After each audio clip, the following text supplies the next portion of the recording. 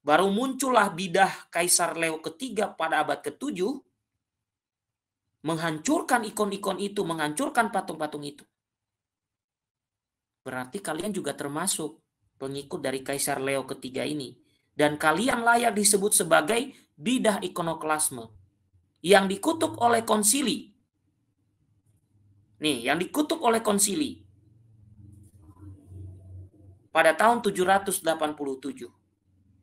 Dan di tahun ini Bapak Ibu dipertegas mengenai penggunaan patung dan ikon itu. Ya, kalau yang baru muncul setelah abad ke-16 ya nggak ngerti soal-soal ini. Ya hanya seperti Beo saja. Beo itu mengikuti saja. Orang ngomong apa A, dia ngomong A. Nggak ada kritisnya sama sekali. Karena memang terputus dari sejarah. Coba. Dalam Konsili Nikea 787 diteguhkan mengenai penggunaan patung atau ikon kudus. Patung salib dan gambar-gambar kudus, baik yang terbuat dari batu maupun bahan lainnya, harus dipelihara. Mereka bukan menjadi objek penyembahan dalam arti sesungguhnya, yang mana hanya diperuntukkan bagi Allah saja. Melainkan mereka di sini maksudnya ikon atau patung, berguna untuk mengarahkan orang kepada objek yang dilambangkan oleh patung-patung dan gambar tersebut. Adapun sikap yang benar untuk memberi salam, menghormati, membakar lilin dan dupa di depannya, bukan hanya ini sesuai dengan tradisi gereja, tetapi juga karena penghormatan itu sesungguhnya diberikan kepada Allah dan orang-orang kudus yang dilambangkan oleh patung dan gambar tersebut. Itu isi dari Konsili Nikea 787.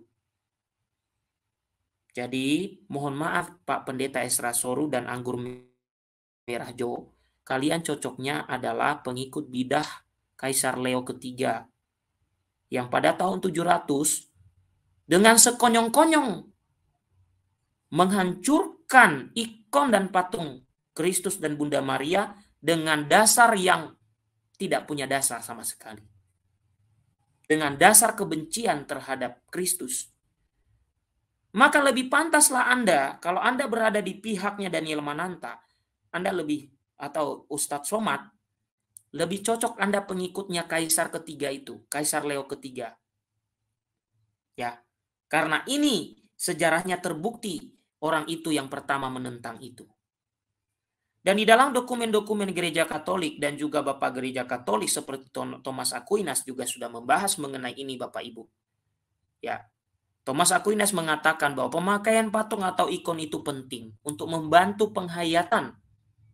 Saya juga kalau punya pacar Bapak Ibu, atau pengalaman saya, mungkin saya sebagai anak muda, pengalaman saya ketika saya pacaran, saya butuh visualisasi. Saya tidak hanya mendengar suaranya, saya nanti takutnya itu bencong. Saya butuh visualisasi. Kalau misalnya pacar saya berada di tempat jauh, misalnya dia beritahu ke saya, ini supaya kita pahami yang dimaksud Santo Thomas Aquinas ini. Saya berikan contoh sederhana. Pacar saya berada di tempat yang cukup jauh dari tempat saya contohnya. Lalu dia beritahu saya, Bang, saya mau pergi dulu ya bersama teman di suatu tempat misalnya. Kalau hanya kata-kata, saya kok agak sedikit ragu-ragu itu. Nah, misalnya dia foto. Nih fotonya Bang, saya ada di sini. Dengan adanya visualisasi, saya yakin, oh ya benar, dia ada di sana. Ya mudah-mudahan dia tidak bohong gitu ya. Oke ya. Oke, setelah ini ya Pak Mandwi ya, saya selesaikan bagian ini. Mudah-mudahan dia tidak bohong, karena zaman sekarang kan banyak juga yang bohong. Lanjut. Entah kapan dia pergi ke sana, ya, entah kapan dia pergi ke sana sudah baru dikirim fotonya kan bisa jadi. Tapi konteks ini tidak ada itu ya yang saya maksud. Tapi ini konteks orang pacaran jujur contohnya. Nah, visualisasi itu penting Bapak Ibu. Atau kita kangen sama orang tua kita. Atau bahkan orang tua kita yang sudah meninggal. Contoh saya sendiri lah Bapak Ibu. Bapak saya sudah meninggal. Tapi foto yang sudah kusam itu, saya berusaha memuat di satu buku ketika saya menulis tentang seorang ayah. Saya berusaha supaya bagaimana caranya foto yang sudah kusam ini di zaman tahun 70-an ini supaya ada warna. Saya usahakan supaya sebisa mungkin. Karena apa? Ya, walaupun bapak saya sudah tidak ada, tapi melihat fotonya, saya merasa dekat dengan ayah saya. Ya, hanya orang gila saja yang mengatakan, udah semua foto-foto orang tuamu yang ada di tembok-tembok rumahmu, turunkan semua bakar. Ya, kurang waras itu. Kemudian Bapak Ibu, Konsili Vatikan kedua juga membahas itu. Bahkan memberi kita rambu-rambu. Ya, kebiasaan menempatkan gambar dan patung suci untuk dihormati oleh kaum beriman hendaknya dilestarikan, tetapi jumlahnya jangan berlebihan dan hendaknya disusun dengan laras supaya jangan terasa janggal oleh umat Kristiani dan jangan memungkinkan timbulnya devosi yang kurang tepat. Nah, itu kita sudah diingatkan kok. Jadi kita juga nggak boleh berlebih-lebihan gitu. Nah, ini benar kata Paman Zigong. Foto bisa mengembalikan kenangan. Foto itu kan 2 dimensi. Kalau seandainya di suatu waktu nanti saya buat patung ayah saya, ya itu juga sama mengembalikan kenangan. Kira-kira begitu. Sama juga kalau saya punya mantan pacar yang saya masih sayang gitu. Aduh, kan jadi curhat kan. Oke, baiklah. Silakan Paman Dwi daripada saya curhat. Curhat juga nggak apa-apa lagi. Ya, damai Kristus, Bung Gea. Damai Kristus. Damai Apa kabar nih Kristus, the Paman? studio. Waduh, puji Tuhan. Puji Tuhan, Bung Gea. Sehat Baik ya. selalu. Oke, silakan Paman. Ya, boleh nanggapi ya, Bung Gea ya. Sangat boleh. Jadi gini, mohon maaf ya, itu Pendeta Esra Soru dan yang selalu menyudutkan bahkan menghujat ya umat Katolik bahwasanya itu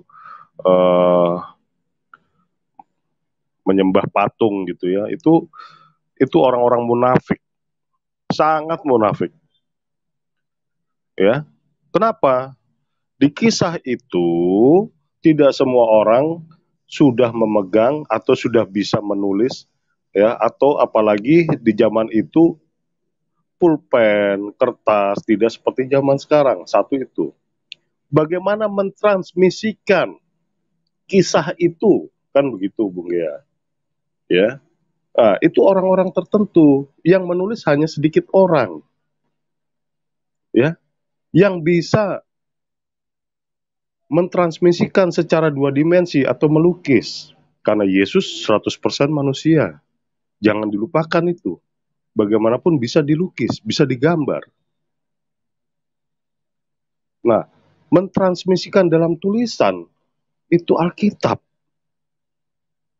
Mentransmisikan dalam seni rupa itu patung. Ya. Apa nggak munafik namanya? Kalau saya bilang Anda semua menyembah Alkitab, kitab suci. Hah? Bukan menyembah Tuhan. Lebih kurang kan sama seperti itu. Ya kan? Bagaimana kenangan-kenangan atau kisah tersebut terjaga keutuhannya, keasliannya. Karena ini fakta, bukan dongeng. Itu. Apakah Anda bisa bisa membantah kalau saya bilang artinya Anda sendiri ya Daniel Mananta, Esra Soru menyembah itu kertas kitab suci. Tentu tidak mau kan Anda dibalikan seperti itu gitu.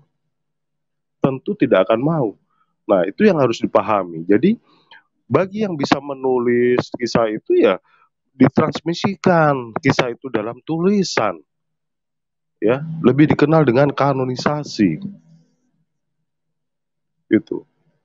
Bagaimana bahasa ilahi, komunikasi Allah Bapa ditransmisikan ke bahasa manusia agar manusia itu mampu mencerna, memahami apa kehendak daripada Allah Bapa itu sendiri. Ya, maka diturunkanlah Yesus putranya yang tunggal dengan karya keselamatannya. Lalu ditransmisikanlah kisah Yesus itu ya dengan berbagai macam media, tulisan, itu kan untuk sekaligus untuk mengenang juga pengajaran. Karena sekali lagi di zaman itu apa iya sudah ada seperti zaman sekarang namanya HP untuk terus apa kamera kan tidak ada. Tetapi pelukis-pelukis itu sudah ada zaman dulu.